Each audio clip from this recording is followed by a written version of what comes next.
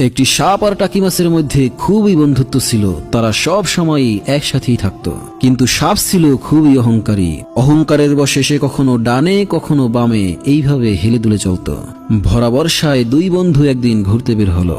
সাপ তার স্বভাবসুলভ রাজকীয় ভঙ্গিতে ডানে বায়ে হেলে দুলে চলতে লাগলো। এতে করে সাপের টাকি মাছের সাথে চলতে সমস্যা হচ্ছিল। দুজনের চলার পথের প্রতিবন্ধকতা দূর করার জন্য টাকিমা সাপকে বলল, বন্ধু তুমি একটু সোজা হয়ে হাঁটলি তো পারো।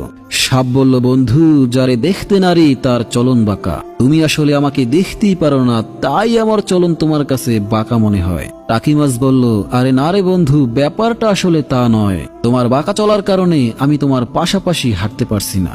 সাপ বলল, বাপদাদার 14 পুরুষ ধরে আমরা এভাবেই চলে আসছি, আর তুমি আসছো আমাকে পথ চলা শেখাতে। একে তো টাকি মাছের চেয়ে লম্বা বলে অহংকারে সাপের পা পড়ে না, তার উপরে সাপের অন্তর ভরা বিষ। টাকি মাছ যতই তাকে বোঝাতে চায় ততই সে ফোঁস করে ফুলতে থাকে। তর্ক বিতর্কের এক পর্যায়ে তারা জেলের জালে ধরা পড়ে। জেলে সাপটিকে মেরে সোজা করে ঝুলিয়ে রাখে। এই দৃশ্য দেখে টাকি মাছ তখন আফসোস করে বলল, হায় রে বন্ধু, সেই তো সোজা হইলি, তাও মরণের পর। প্রিয় দর্শক, সাপের মতো অনেকেই আছে যারা নিজের ভুলকে ভুল মনে করে না। বংশের দোহাই দিয়ে নিজের অভ্যাসের বাহানা দিয়ে তারা পরিবর্তনকে অস্বীকার করে।